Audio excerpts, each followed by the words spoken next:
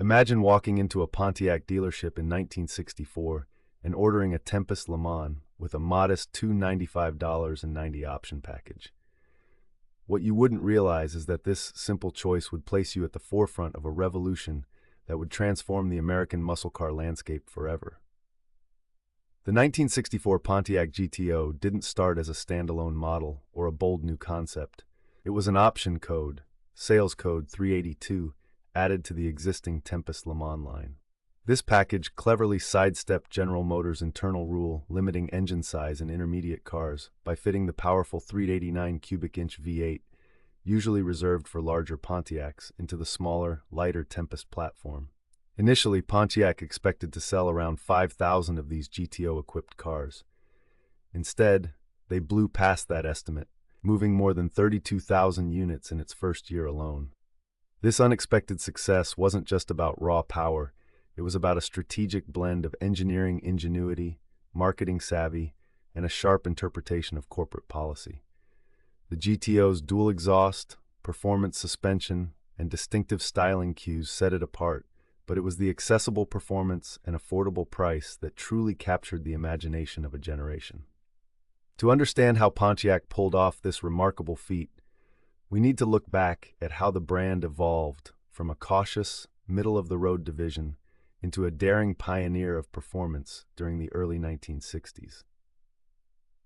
To understand how Pontiac pulled off this unexpected success, we first need to explore how the brand transformed itself from conservative to performance-focused during the early 1960s. Pontiac wasn't always the brand Americans associated with muscle and speed. For much of its early history, it held a reputation as General Motors' steady, middle-of-the-road division, a maker of reliable, straightforward automobiles that appealed to practical buyers. While other GM divisions like Chevrolet pushed aggressively into performance territory, Pontiac remained cautious, focusing on solid engineering and broad appeal rather than raw power. But by the early 1960s, this conservative stance was beginning to shift. Market pressures were mounting. The rise of youthful car buyers hungry for excitement and performance was reshaping the American automotive landscape. Pontiac's leadership recognized that to stay relevant and competitive, it needed to evolve.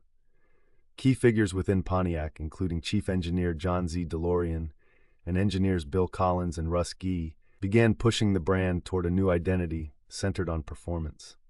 This wasn't just about making faster cars. It was about capturing the spirit of a new generation eager for affordable muscle. Pontiac's existing lineup provided fertile ground for this transformation. The Tempest and LeMans models, built on the intermediate GM A-body platform, offered a versatile foundation. These cars were neither the smallest compacts nor the largest full-size sedans. They occupied a sweet spot that combined manageable size with respectable interior space. This made them ideal candidates for a performance upgrade. Yet, Pontiac's ambitions faced internal challenges. General Motors maintained strict policies limiting engine displacement in intermediate models, effectively capping how much power could be officially offered in these cars. Pontiac's engineering and marketing teams had to find a way to work within these constraints while still delivering the kind of performance that would excite buyers and stand out in Detroit's increasingly competitive muscle car arena. This push for performance was about more than horsepower. It was about reshaping Pontiac's brand image, connecting with younger buyers, and establishing a bold new presence in the muscle car market. The stage was set for a creative solution, one that would combine engineering innovation, savvy marketing, and a reinterpretation of corporate rules. The Tempest and LeMans, once practical and conservative, were about to become the canvas for a transformation that would redefine Pontiac and leave a lasting mark on American automotive history. This transformation was not instantaneous, nor was it guaranteed to succeed. Pontiac's shift toward performance required careful navigation of both internal expectations and external perceptions. The brand needed to convince not only its own executives, but also a skeptical public that it could deliver excitement without sacrificing reliability. Marketing strategies began to emphasize a sense of youthful energy and street presence, signaling a break from the staid image of previous years. The groundwork was being laid for a bold experiment, one that would test the limits of what an intermediate car could represent in the eyes of American drivers. However, GM's corporate policies posed challenges to Pontiac's muscle car ambitions, especially regarding engine size in intermediate models. Behind General Motors' polished corporate image lay a set of strict internal rules designed to maintain order among its many divisions. One of the most significant and challenging was a firm limit on engine displacement for intermediate-sized cars. This policy aimed to protect the sales of GM's larger, more expensive models by restricting how powerful an engine could be installed in mid-sized platforms. For Pontiac, eager to create a high-performance car that could appeal to a younger, more enthusiastic buyer, this presented a considerable obstacle. The goal was clear: fit a big, potent V8 engine into the lighter, more agile Tempest LeMans without stepping on corporate toes. Pontiac's engineering team met this challenge with creativity rather than confrontation. Instead of proposing a brand new model that would likely face rejection due to the engine size restrictions, they devised a clever workaround. By packaging the performance upgrades as an option, sales code 382, available on the existing Tempest LeMans line, Pontiac could legally install the 389 cubic inch V8 engine, a power plant usually reserved for larger Pontiacs. This wasn't a secret or an illegal move, but a creative interpretation of GM's policies. The 389 V8 was a formidable engine for its time, equipped with a 4-barrel carburetor in the standard GTO package and rated at 325 horsepower. For buyers seeking even more performance, an optional tri-power setup with 3 2-barrel Rochester carburetors bumped the rating to 348 horsepower. This engine choice gave the Tempest LeMans platform a significant boost in acceleration and overall performance, helping to define the muscle car ethos. Complementing the powertrain, the GTO option included dual exhausts for improved breathing, a performance-tuned suspension to handle the extra muscle, wider wheels for better grip, and distinctive identification that set it apart visually. Transmission choices added another layer of customization. A floor-shifted 3-speed manual came standard, while a 4-speed manual and a 2-speed automatic were available for those with different preferences. The package also featured drum brakes, consistent with the era, although special metallic linings could be selected for enhanced stopping power. Notably, the GTO's hood scoops, while distinctive, were generally non-functional from the factory, serving more as visual cues than performance aids. This strategic approach allowed Pontiac to introduce a car that felt fresh and powerful without breaking GM's internal rules. By offering the GTO as an option rather than a standalone model, Pontiac engineers Bill Collins, Russ Gee, and Chief Engineer John DeLorean found a way to push boundaries within the system. This nuanced navigation of corporate policy didn't just create a compelling car, it set the stage for a new segment of American performance vehicles. The ability to blend a large, potent engine with the nimble Tempest LeMans chassis made the GTO a standout on the road and in the showroom. This bold engineering move was made possible by a visionary team whose combined efforts turned the GTO dream into reality. Great ideas need great minds. This was certainly true for the creation of the 1964 Pontiac GTO. At the heart of this breakthrough was a team whose combined talents and vision turned a bold concept into a tangible, market-ready muscle car. Leading the charge was John DeLorean, Pontiac's chief engineer. DeLorean was a dynamic figure, known for his ability to push boundaries within the constraints of General Motors' corporate policies. He championed the idea of fitting Pontiac's powerful 389 cubic inch V8 into the intermediate Tempest LeMans platform, a move that required not just technical skill, but also strategic navigation of GM's internal rules. DeLorean's leadership ensured the GTO wasn't just an engine swap, but a carefully engineered performance package. Supporting him were engineers Bill Collins and Russ Gee, whose expertise was crucial in refining the GTO's mechanical components. Collins and Gee worked on optimizing suspension, exhaust, and drivetrain elements to handle the added power and deliver a driving experience that felt distinct from the standard Tempest LeMans. Their contributions helped balance performance with everyday usability, making the GTO accessible to a broader audience rather than just a niche of racing enthusiasts. Meanwhile, the GTO's identity extended beyond engineering. Jim Wangers, Pontiac's advertising and promotion guru, was instrumental in shaping the car's public persona. Wangers understood the emerging youth market and crafted provocative advertising campaigns that connected performance with attitude and style. His work helped the GTO capture the imagination of younger buyers, positioning it as more than just a car. It became a symbol of rebellion and excitement on the road. The synergy between these four men, DeLorean's vision, Collins and Gee's technical finesse, and Wangers' marketing savvy, was essential. None of them alone could have achieved what they did as a team. Together, they navigated corporate policies, engineered a compelling performance package, and created a cultural icon that resonated far beyond Pontiac's showroom floors. This collaboration was the foundation that allowed the GTO to exceed expectations, selling far more than the initially anticipated 5,000 units.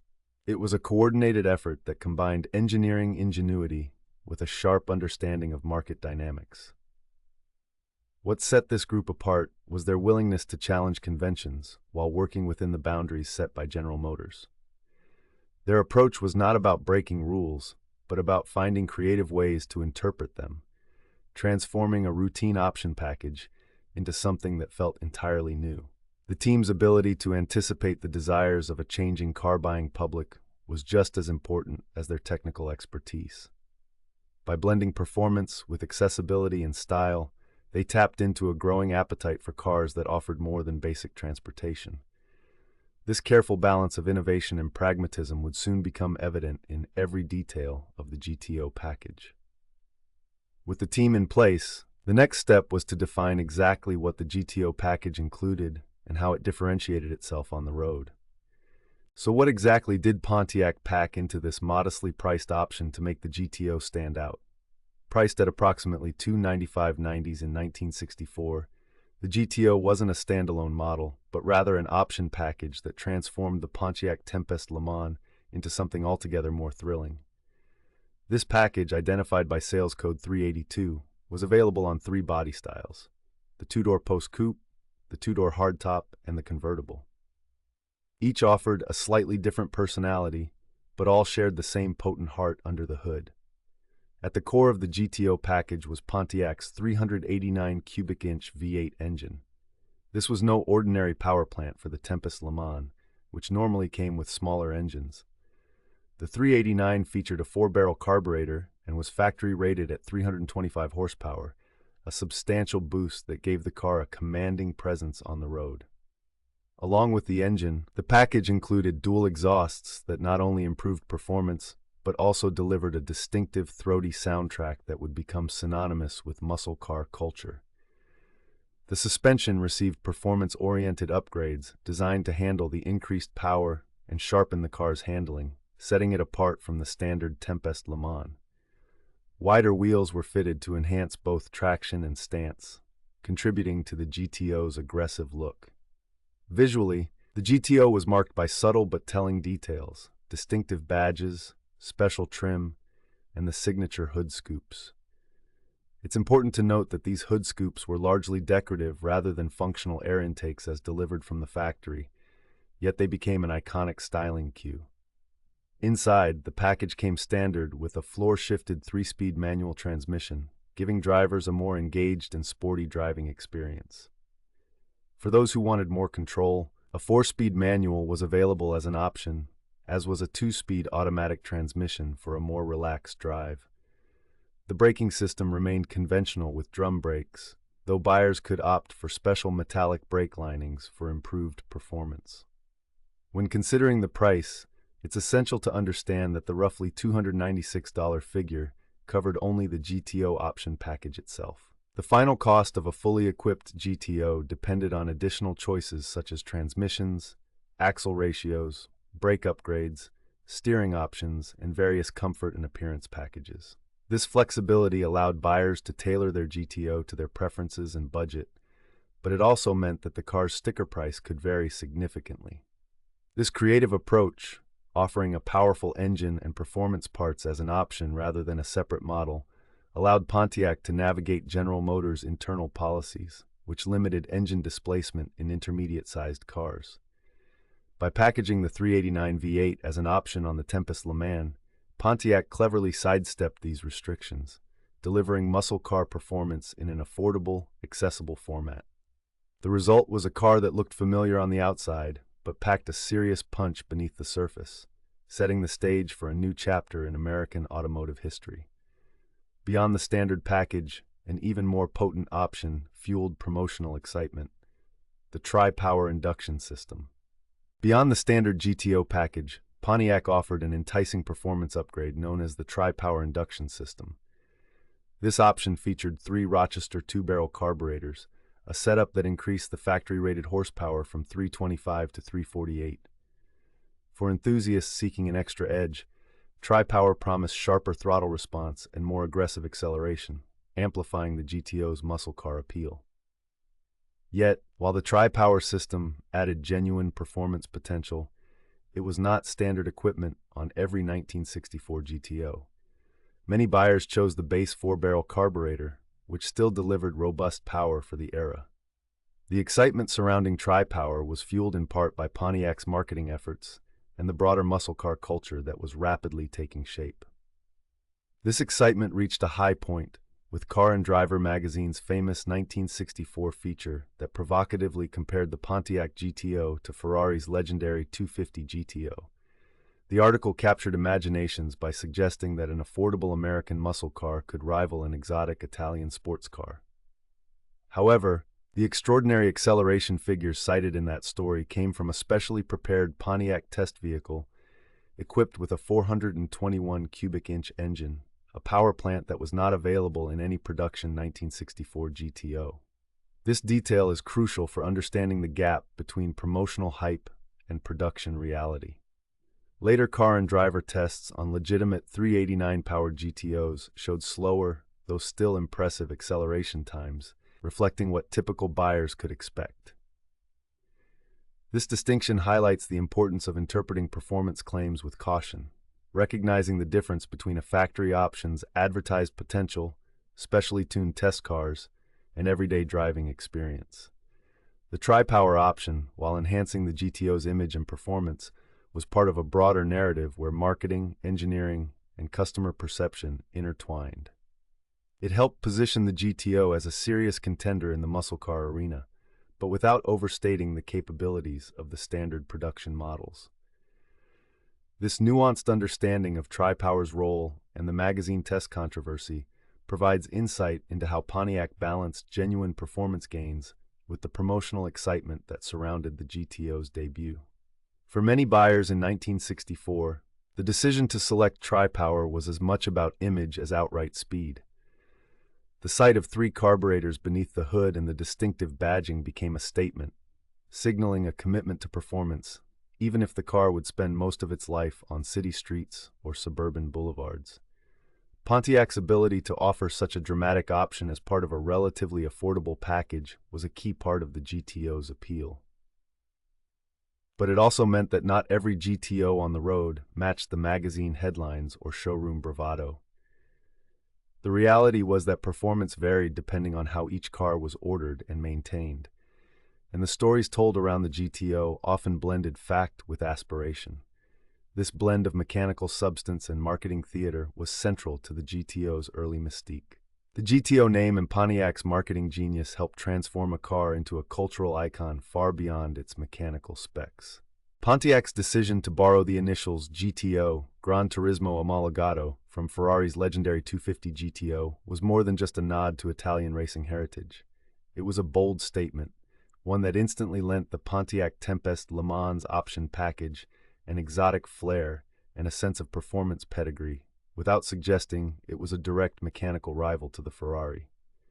The name GTO carried weight, evoking the world of grand touring cars homologated for competition, a world far removed from the average American family sedan. Yet Pontiac's GTO was designed to be accessible, affordable, and thrilling to a new generation of buyers eager for performance and style. Behind this strategy stood Jim Wangers, Pontiac's savvy advertising executive, who understood that selling a car was as much about image as engineering. Wangers helped craft aggressive and provocative marketing campaigns that connected the GTO with youthful energy. street credibility, and a sense of attainable power. The GTO wasn't just a car, it became a symbol of rebellion and excitement, wrapped in a package that buyers could afford and dealerships could sell. Pontiac's initial projections were modest, expecting to move around 5,000 GTO-equipped cars in 1964. But the market had other plans. The GTO's blend of a big 389 cubic inch V8 engine, distinctive styling cues, and marketing that spoke directly to younger drivers struck a chord. By the end of the year, Pontiac had sold over 32,000 GTOs, far surpassing expectations and proving there was a significant appetite for this kind of performance-oriented intermediate car. This unexpected demand reshaped the muscle car landscape, encouraging other manufacturers to develop their own versions to capture the same youthful enthusiasm and performance image. The GTO's success also demonstrated the power of combining factory-installed performance options with a carefully cultivated street identity. It wasn't just about raw horsepower, it was about the way the car made drivers feel and how it fit into the culture of the 1960s. The GTO's marketing and naming strategy effectively bridged the gap between European racing mystique and American muscle, creating a new kind of automotive icon. Part of what made the GTO's appeal so immediate was the way it balanced aspiration with attainability. The car's presence in showrooms, with its bold badging and subtle but purposeful styling, invited buyers to imagine themselves behind the wheel of something special, without the exclusivity or price tag of a European thoroughbred. Pontiac's approach was to offer a sense of belonging to a performance-minded community, all within the familiar context of an American intermediate car. This was not just about numbers on a spec sheet, but about the promise of excitement and individuality. The GTO's arrival marked a shift in how manufacturers could connect with drivers seeking more than just transportation. Yet, even with this success, controversy followed, sparked by a famous magazine test that blurred the lines between reality and marketing. Behind the headlines of the 1964 Car and Driver feature comparing the Pontiac GTO to Ferrari's legendary 250 GTO lies a story shaped as much by marketing savvy as by fact. The article stirred excitement by placing these two cars, one an affordable American muscle car, the other a rare Italian race-bred machine, side by side in the public imagination. However, what many readers didn't realize was that the comparison was never a direct, wheel-to-wheel race. Instead, the story was crafted around a provocative narrative that blurred the lines between reality and promotion. At the heart of the controversy was the extraordinary acceleration performance attributed to the Pontiac GTO in that original test. The numbers seemed almost unbelievable for a production car, suggesting a muscle car capable of challenging a Ferrari. But this wasn't the result of the standard 389 cubic inch V8 engine that powered every genuine 1964 GTO. Instead, Car and Driver tested a specially prepared Pontiac equipped with a 421 cubic inch V8, an engine size not available in any production GTO until later years. This test car, often called the Ringer, was modified to deliver power well beyond the factory specifications. Jim Wangers, Pontiac's advertising and promotion guru, later acknowledged the use of this 421-powered test vehicle. His role in shaping the GTO's performance image was instrumental, but the revelation about the test car's engine cast a shadow over the magazine's claims. Subsequent tests of authentic 389-powered production GTOs showed noticeably slower acceleration figures. These results were still impressive for the era, but they did not match the sensational numbers first published. This episode highlights the tension between promotional storytelling and the realities of production car performance. It's a reminder that the muscle car era was as much about image, marketing, and aspiration as it was about raw numbers. The Car and Driver feature helped cement the GTO's reputation and fueled its mystique, even if it relied on a form of creative exaggeration. Importantly, the GTO's appeal and impact cannot be reduced to a single test or headline. Its combination of the 389 V8 engine, performance-oriented suspension, and accessible price point truly resonated with buyers and competitors alike. The controversy over the magazine's test car should not overshadow the genuine engineering and corporate ingenuity behind the original 1964 GTO. Understanding this story requires separating myth from documented fact and recognizing the role that savvy promotion played in launching the muscle car phenomenon. The GTO's legacy was built on both its authentic capabilities and the larger-than-life image crafted around it. This balance between reality and aspiration would define muscle car culture for years to come. Despite the controversy, the 1964 GTO's influence on Detroit's muscle car scene was undeniable and far-reaching. For many enthusiasts, the episode also illustrates how magazine features and manufacturer-supplied test cars could shape public perception, sometimes blurring the distinction between authentic showroom performance and the spectacle of staged publicity. Despite controversy, the 1964 GTO's influence on Detroit's muscle car scene was undeniable and far-reaching. More than just a car, the 1964 Pontiac GTO quickly transcended its origins to become a symbol woven into the fabric of American muscle car culture. Its story blends fact with myth, reflecting both the ingenuity behind its creation and the powerful legend it inspired. While the GTO did not invent the muscle car concept outright, American automakers had already been combining potent V8 engines with relatively compact platforms. It was the GTO that brought this formula into the mainstream. By packaging a high-performance 389 cubic-inch V8 engine into the intermediate-sized Tempest LeMans, Pontiac made aggressive performance accessible and affordable to a broad audience. This approach sparked a surge of competition among Detroit's automakers, accelerating the muscle car wars throughout the 1960s. The GTO's impact extended beyond engineering. It connected performance with youthful marketing, street credibility, and factory-backed options, creating a new blueprint for muscle cars that others quickly followed. Its success encouraged rival manufacturers to develop their own intermediate performance models, each vying for a share of this burgeoning market. Yet, while the GTO popularized the muscle car movement, it's important to recognize the nuanced history behind its reputation. Authenticating a true 1964 Pontiac GTO presents challenges. Many Tempest LeMans vehicles were modified or badged as GTOs after leaving the factory, blurring lines for collectors and enthusiasts. The GTO was originally an option package, identified by sales code 382, and only those cars with proper factory documentation can be confidently confirmed as genuine. Factory records remain essential tools for verifying authenticity, as appearance alone can be misleading, especially since many surviving GTOs have undergone restorations or alterations over the decades. Collector reverence for the 1964 GTO is significant but measured. Auction prices and valuations require reliable sourcing and clear identification of an automobile's provenance. It's a car that commands respect for its place in automotive history, yet one that must be understood within the context of its time and development. The GTO's distinctive features, the 389 V8, dual exhaust, performance suspension, and unique styling cues, remain defining elements, but they are just part of a larger story about innovation within corporate constraints and the power of marketing. Ultimately, the 1964 Pontiac GTO's legacy is one of transformation. It didn't just offer raw power, it redefined how performance could be packaged, priced, and promoted. By creatively navigating General Motors' internal policies and leveraging a modest $296 option package, Pontiac unleashed a cultural phenomenon that reshaped Detroit's muscle car landscape. For many enthusiasts, the GTO's appeal lies in its ability to capture a moment when performance, style, and accessibility converged in a single package. Its story is as much about the spirit of innovation within boundaries as it is about horsepower, making it a touchstone for those who appreciate automotive history's subtleties.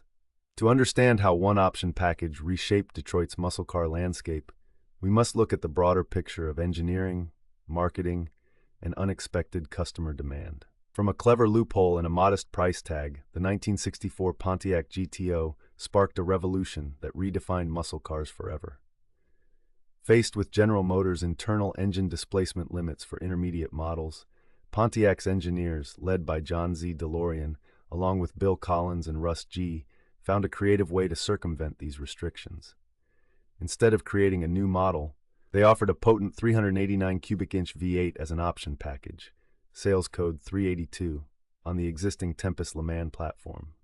This $295.90 package combined accessible performance with subtle yet distinctive upgrades: dual exhaust, a performance-tuned suspension, wider wheels, and the option of a floor-shifted 3-speed manual transmission. The GTO's identity was further shaped by Jim Wanger's provocative marketing, which captured the imagination of a youthful market hungry for affordable power and style. Initially expected to move just 5,000 units, the GTO's sales soared past 32,000, proving the formula's undeniable appeal. While it wasn't the first muscle car, the 1964 GTO popularized the concept of an intermediate car with a big block engine, igniting Detroit's muscle car wars and setting a new standard for performance, affordability, and image. This modest option package forever changed customer expectations and Detroit's approach to factory-built muscle. The legacy of that option package lives on, echoing through every muscle car that followed. What do you think made the 1964 GTO resonate so deeply with American car buyers? Share your thoughts below, and if you appreciate stories like this, consider subscribing for more automotive history. The legacy of that option package lives on, echoing through every muscle car that followed.